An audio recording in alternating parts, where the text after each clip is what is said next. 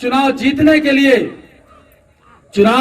के लिए लोग पैसा दारू पन्नी बंटवा रहे हैं, पैसे दारू के दम पे, मुर्गी और मुर्गा उसके दम पे चुनाव जीत ले रहे हैं। इस संस्कृति को मेरे भाई खत्म करना होगा। वोट देने का अधिकार बाबा साहब ने सबको दिया। यह बात सिद्ध होती है कि आपको भी चुनाव लड़ने का, चुनाव जीतने का अधिकार है। लेकिन आज की डेट में आप कल्पना करो, अगर पैसे कमी है तो आप चुनाव नहीं लड़ सकते। यो भैया इतना पैसा कहां से आए?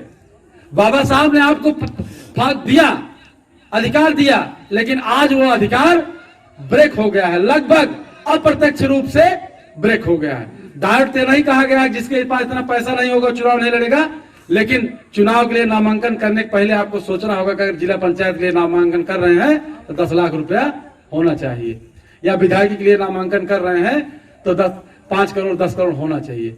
अब माना अप्रत्यक्ष रूप से धन से आपको ब्रेक कर दिया गया। क्या अभी कहा जाता संविधान बदलना है क्या? लेकिन संविधान की मतलब मंशा को अप्रत्यक्ष रूप से चेंज किया गया, समझिएगा इसको। और इस पे जो है ये जो गंदी संस्कृति डेवलप हो रही है, इस पे हमको काम करना होगा और हमको फिर से वो संस्कृति डेवलप करनी होगी। मानवर कांसीराम साहब क्यों जीरो बैलेंस पे चुनाव जितवाने की संस्कृति को फिर से कायम करनी होगी।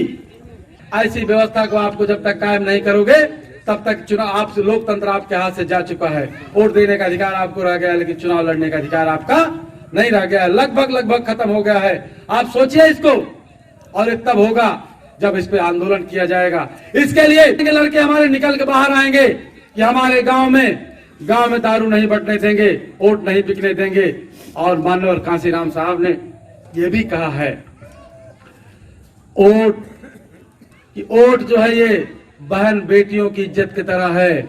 जिस तरह से बहन बेटियों की इज्जत की रक्षा की जाती है, उसी तरह वोट की रक्षा करो, ये आदेश दिया है। और उस वोट की रक्षा आप कितना कर रहे हैं? दिल पे हाथ रख के पूछना, कितना इज्जत कर रहे हैं उस वोट की, कितना रक्षा कर रहे हैं उस वोट की। अगर रक्षा नहीं कर रहे हो तो फिर क्यों कह रहे हो कि ये गड़बड़ हो रहा, गड़बड़ होगा ही।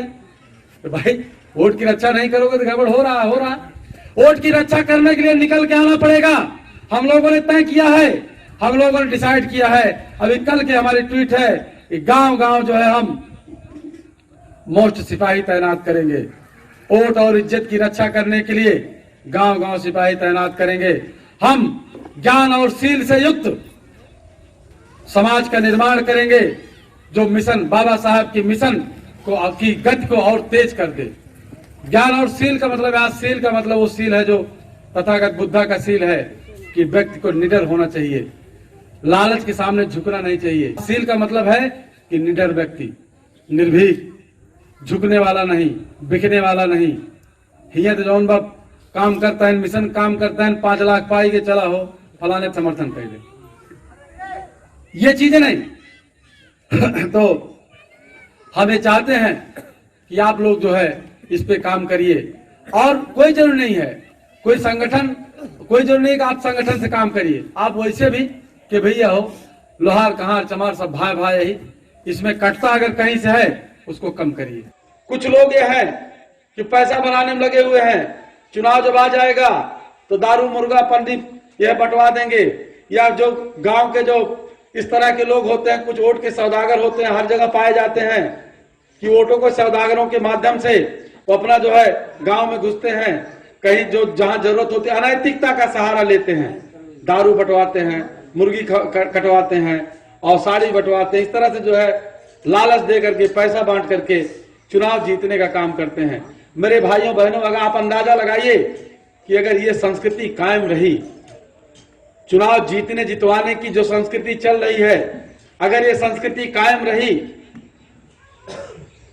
तो फिर लोकतंत्र कहां जा रहा है और जो दबे कुचले लोग हैं उनकी स्थिति क्या हो रही है। अप्रत्यक्ष रूप से आप देखेंगे आज जो है चुनाव लड़ने का अधिकार से वंचित कर दिए गए हैं। आप प्रत्यक्ष रूप से भले ही दिखाई दे चुनाव सब लड़ सकते हैं, लेकिन आप प्रत्यक्ष रूप से 10 लाख रुपया हो तो जिला पंचायत की दावेदारी करिए भैया नेताजी। 10 लाख रुपया अगर आपके पास हो, 4-5 लाख पार्टी में देने के लिए, 2-3 लाख कार्यकर्ताओं को देने के लिए, तब आप जो, मतलब कि लोकतंत्र ये एक बिजनेस बन चुका है, मतलब कि लोकतंत्र ये बिजनेस बन चुका है। क्या ये उचित है? इस पे विचार करना होगा, इस पे सोचना होगा आप लोगों को कि क्या लोकतंत्र में ये जो बिजनेस का खेल चल रहा है, जो लोकतंत्र का नाम मिटता जा रहा है, सीधा सीधा बिजनेस, और बड़े आसानी से हमारे लोग एक्सेप्ट कर रहे हैं, बड़े आसानी से एक्सेप्ट कर, स्वीकार कर रहे हैं कि भैया जकरे पैसा होए हुए चुनाव लड़ सकत है। और हमें ही लोग कहते हैं ये चुनाव लड़े आए हैं, एक गाड़ी लेके आए ने चुनाव लड़ी है, आए फलाना 12 फार्चूनर लेके टहरत बकरे साथे 10 गनर टहरत हैं, और दे पैसा दे के आए गया, टिकट लेके आए गए, वो जीते चुनाव। आप सोचिए जा कहां रहे हैं आप। और अगर इसमें से निकल करके देखिए साथी, आवश्यकता आविष्कार की जननी है। आज की डेट में आवश्यकता है इस बात की कि जो एक गंदी संस्कृति डेवलप हो रही है, समाज एक गंदी परंपरा को स्वीकार करते जा रहा है, उसको रोकने के लिए काम करना होगा। अगर रोकने के लिए काम नहीं करोगे, आने वाला इतिहास माफ नहीं करेगा आपको। बाबा साहब अम्बेडकर संविधान सभा में इस बात पे बहस होती है, खास करके उसमें जो धनी लोग रहते हैं वो कहते हैं इस बात को कि वोट देने का अधिकार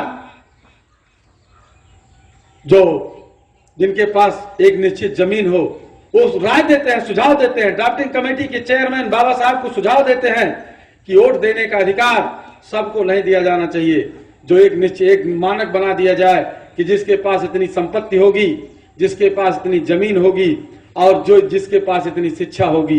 बाबा साहब को सामने बात रखी जाती, तरह तरह का तर्क दिया जाता है, इन जाहिलों को वोट देने का अधिकार देकर के क्या फायदा होगा, ये बिक जाएंगे, ये वोट, इनके वोट का महत्व नहीं समझेंगे, गलत लोग चुनाव जीत जाएंगे। इस तरह की बात इनके सामने रखी जाती है संविधान सभा में। लेकिन बाबा साहब इस बात को समझते हैं, इस बात को बाबा साहब बाखूबी जान रहे होते हैं।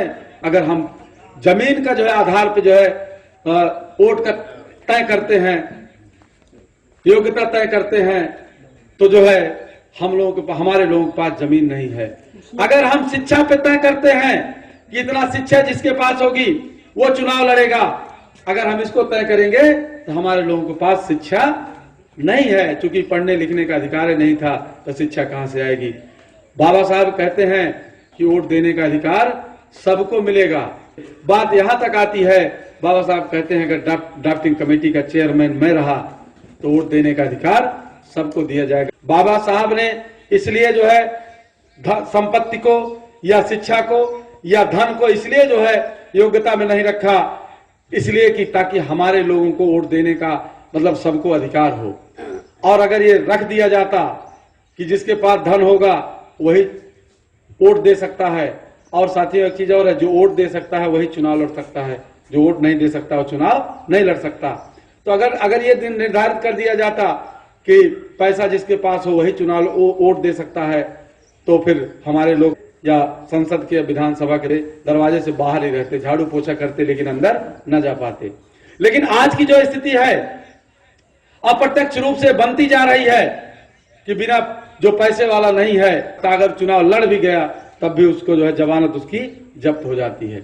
ये संस्कृति डेवलप हो रही है, आपके जवानी में डेवलप हो रही है, आपकी देख रेख में डेवलप हो रही है। उसके लिए कुछ करना होगा आपको। अगर आप नहीं करते हैं इतिहास आपको माफ नहीं करेगा। आपके सामने आप एक्सेप्ट कर रहे हैं इस बात को कि पैसा दे करके आया है फलानवा, टिकट लेके आया है फलानवा, उसी को जितवा दिया जाए, वो हम अब तो भाई टिकट लेके आ गया उसका समर्थन कर दिया जाए।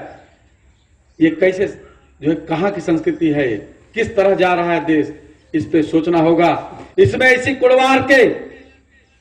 कुड़वार की धरती से निकल के आना होगा और एक कहना होगा इस गंदी परंपरा को, इस गंदी वोट की खरीद बिक्री को हम रोकने का काम करेंगे, ताकि जब इतिहास लिखा जाए, जब भी इतिहास लिखा जाए, इतिहास के पन्नों में बात लिखी जाए, ये गंदी परंपरा कायम हो चुकी थी। कुड़वार के लड़के निकल करके सामने आए और उन्होंने कहा कि ये चीज हम नहीं होने देंगे, रोकने का काम करेंगे। आप साथी हो सकता है नहीं रोक पाएंगे, इसलिए हम चाहते हैं कि गांव गांव मोस्ट के मजबूत साथी, जागरूक साथी, ज्ञानवान साथी, शील युक्त साथी, ऐसे साथी गांव गांव तैयार रहें, जहां जो है इन कुरीतियों का, इस तरह की गंदी परंपराओं का बहिष्कार होना चाहिए, इसका विरोध किया जाना चाहिए। इसलिए संगठन जरूरी